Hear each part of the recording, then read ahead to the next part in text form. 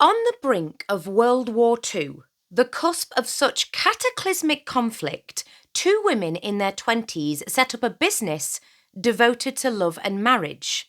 Britain's first ever marriage bureau.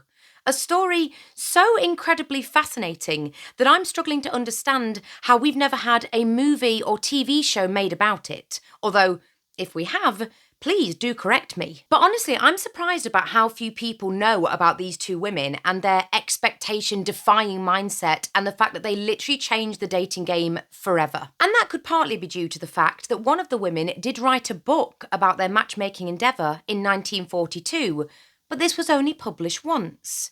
Maybe due to the rationing of paper, or maybe due to the stigma of setting up such an institution which had yet to exist. You must remember that although today we live in a world of swiping right, speed dating, singles nights, DMing and virtual flirting, in the 1940s, this was genuinely unheard of. So let's try to understand how the idea of a matchmaking agency would have been conjured up during the period of the 1940s. And to do that, we need to put on our business hat to really assess the initial problem.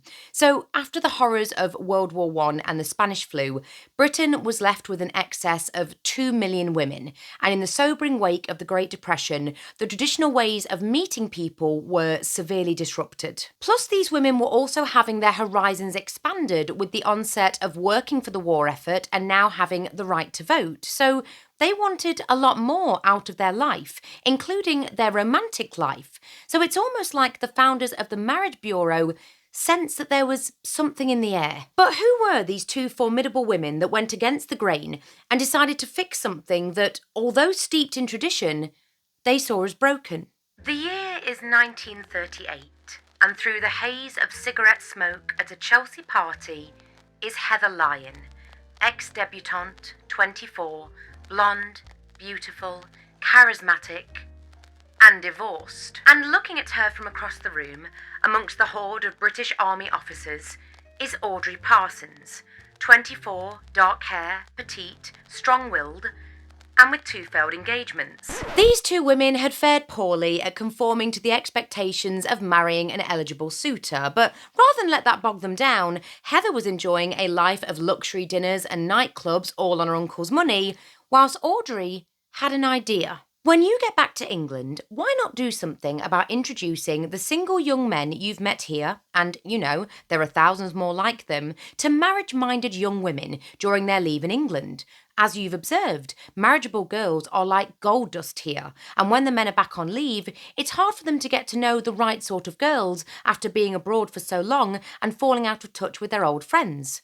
Think about it, my dear. And it was these words, spoken by Audrey's dear uncle after the failure of her second engagement to a man in India, that were echoing around her mind when she approached Heather with the idea of starting a marriage agency. However, Audrey had been thorough before putting this idea to Heather and had tested the water about starting this type of business by putting an advertisement in a matrimonial weekly, which is exactly how it sounds. They were basically marriage adverts that you would pay to post in a local paper so that you could hopefully find an eligible suitor. Now, Audrey didn't want an eligible suitor. She wanted to understand why the system of dating, love and marriage felt so broken to her. And in her words, she wanted to see how men, wandering aimlessly through life hoping to meet by some lucky coincidence the girl of their dreams, and girls sat waiting for the arrival of Mr. Right, a nostalgic person invented by their parents who rarely showed up, were faring in the business of marriage. Her conclusion, not well,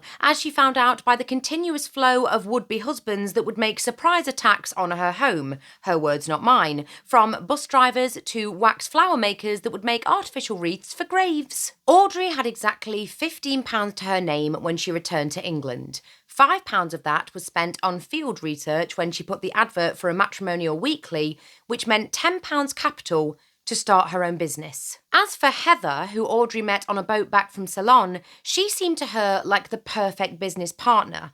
And although asking her several times, Heather thought the entire idea to be utterly bonkers, but finally agreed to help Audrey when she learnt that she was looking for an office, on one condition, that they changed the name from marriage agency to Marriage Bureau. Both women also changed their names because their venture was deemed to be so odd and risky at the time, and so Audrey Parsons became Mary Oliver and Heather Lyon became Heather Jenner. So Audrey, the one that got this idea from her uncle, is now Mary, and Heather is still Heather. And these two women were arguably the only ones that could take on such a radical task, particularly Mary, or Audrey, because Mary was the child that her parents would worry about, and people that knew her would describe her as sharp, tough, a loner, self-sufficient, streetwise, single-minded, formidable, dogmatic, and she was the one that wrote that book that was only published once, stating inside that so few wives have the intelligence to imagine that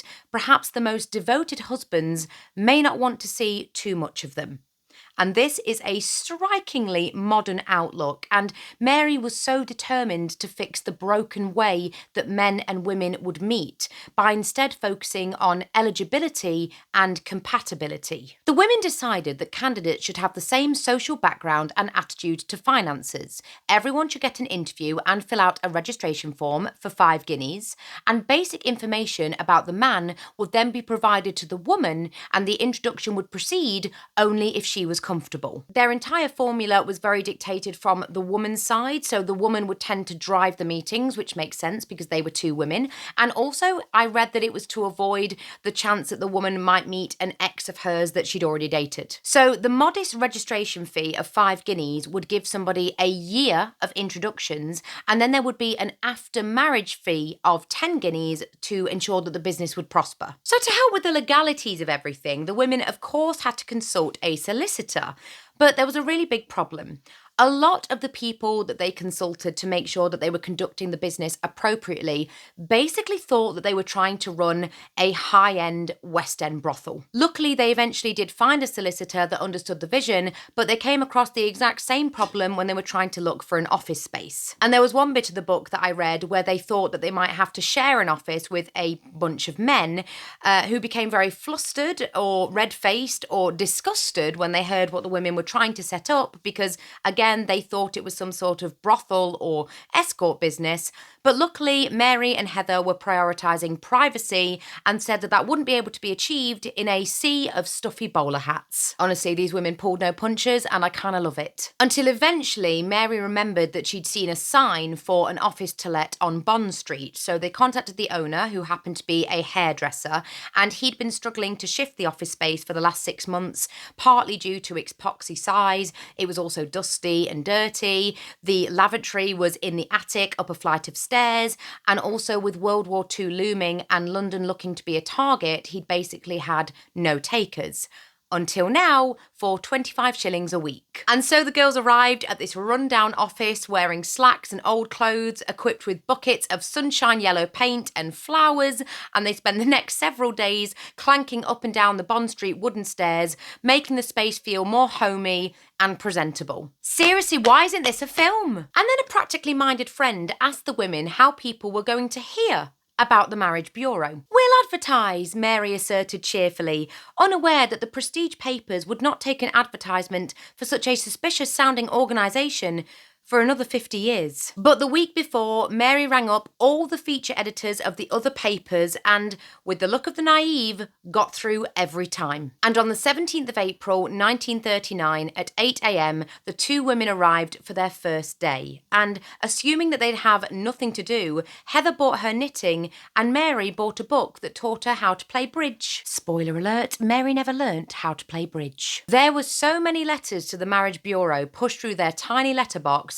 that they struggled to open the door, and they spent the rest of the day sorting them into piles of men, women, and uncertain, which was due to some terrible handwriting or people deciding to use baby photos as their profile picture. In 1 week of their first year, the marriage matchmakers were responsible for 40 weddings, i.e. 80 satisfied customers, and some years on, they had as many as 8,000 people on their books and as many as 300 applicants in a single day. Mary would often say that she would just feel in her sagacious bones that 2 applicants were made for each other. character, but mostly the pair rarely deviated from a code of their own devising. Okay, this is great. Just listen to their categories. So their top tier client was known as lady and gent, defined as upper class, not necessarily titled, but definitely of superior breeding. Then it was near gent and near lady, upper middle class or middle class with a professional background. Then it was gentish and lady-ish, which was lower middle and working class. I myself am lady-ish, but this was later recategorised as MBTM, much better than most, and then a smidgen lower was MBTS, much better than some, and so on. If you watch my 1940s dating culture video, then you'll already know how brutally honest they were when looking for a prospective partner. The Daily Mail covered the story, describing the pair as a magnificent blonde and entertaining brunette, and asking if they'd ever been proposed to themselves, to which Heather coolly replied, "As a matter of fact, most of the men propose to us, but really it is a matter of politeness, and they don't mean it. I can tell you, though, that we both often get quite attracted to some of the clients." Okay, again, there's that brutal honesty. So the marriage bureau became hugely popular, and when the narrow stairs leading to the office became too crowded, clients were led through a trap door to wait on the roof, which Mary worried about because she thought people might expect a beautiful rooftop garden with tables and chairs to sit at, when it was actually a slab of concrete and the view of lots of chimneys. It's just great. It's such a charming story. Like, you couldn't write this. And the bureau had every type of client, from plumbers to earls and MPs to farmers. And nowhere in Mary's book does it say a disclaimer that names have been altered to protect identities. So we must assume that one particular superior bred tricky customer really was called Etheldreda de Pomfret. Etheldreda de Pomfret. Etheldreda de Pomfret. Maybe it's that. Etheldreda de Pomfret. But sadly, not all client stories had a happy ending, particularly the tragic story of Ivy and Archie. At 22, Ivy, with sad green eyes, lost her parents, grandmother, sister, and many friends in an air raid while she was at work. She earned a meagre salary as a nurse in an East End hospital and later as a shop girl in ladies' fashion in a department store. Enter Archibald Bullin Archer, a fragile 38-year-old former prep school teacher who had been damaged by the war. After a brief courtship, Archie proposed to Ivy, but the engagement ended in tragedy. His parents had intervened and insisted he could not marry a shop girl, and so he took his own life, leaving a note and an emerald ring for Ivy. But on a much lighter note, the Bureau's first ever wedding was for a 68-year-old bride and a 70-year-old groom, and it utterly delighted the press, and British Pathé even made a 2-minute documentary on the matchmakers, calling them Cupid's labourers in action. So successful was their business that they soon needed a bigger office, which they got on the same landing for £1 a week, and a secretary, which luckily they found in 22-year-old Rosemary, who was an ex-debutante friend of Heather's, who was also looking for love and was currently living on her father's allowance. She hoped to find a much older man, potentially one in his 40s. And so Heather scooted off to Harrods, bought Rosemary a typewriter, and they had their first secretary. However, the business continued to grow, and so they needed more secretaries and eventually more interviewers who were essentially the matchmakers. But by 1943, Mary was out of the picture, having moved to the United States with her American businessman husband. Why Mary left the Marriage Bureau, a business that she was so passionate about and literally built from the ground up, is likely never to be known, as Heather Jenner and anyone else from the period is long gone. Even Heather's daughter, who took over the bureau, does not know why the pair separated, but she did say that her mother often fell out with people as she was an extremely strong character. So perhaps the two partners argued at a time when Mary was becoming increasingly involved with the American Red Cross in London, and quite possibly where she met her future husband as well. And of course, the wartime background may have also precipitated Mary's departure, because nothing was reliable or certain, and she was likely just as dragged down by living and working in the thick of the Blitz as many Londoners would have been. Just making the walk every single day from her flat in Piccadilly to her office in Bond Street would have been a dangerous and draining experience. And so she left the United Kingdom for a life in America with her husband. Heather Jenner met her husband, Michael Cox, a Scottish landowner, at a cocktail party, and they later had a daughter in 1944 and then a son, and Heather continued to run the bureau, eventually helped by her daughter. And then in 1966, a lady attended the still successful bureau, now named the Catherine Allen Marriage and Advice Bureau, after her mother sent her there to see matchmaker Betty Allen Andrews in the hope that she would help her find a husband. Betty poured the lady a large glass of sherry, which she did for all of her clients no matter the time of day, and promptly asked her what kind of man she was looking for. Single, widowed, divorced, without, wanting to have children. She was friendly but firm, and said to the lady that she should watch her weight as her midriff was not attractive, gave her a diet sheet, and sent her on her way. That lady, sent away feeling a little dazed and clutching her diet sheet, was Penrose Halson, who later wrote a book on her experience of the bureau entitled Marriages Are Made at Bond Street. And she said that Betty's personal touch and individual nature gave her a lot of food for thought, but also a slight feeling of failure that she'd not been able to find a spouse in the usual way. Little did she know that her experience of being a client would put her in very good stead later on, for a very important reason. Penrose didn't find a husband, but registered again in 1981 when she was 40, eventually meeting her future husband Bill Howson while searching for a lodger. Fast forward to 1986, and Penrose and Bill Howson bought the bureau.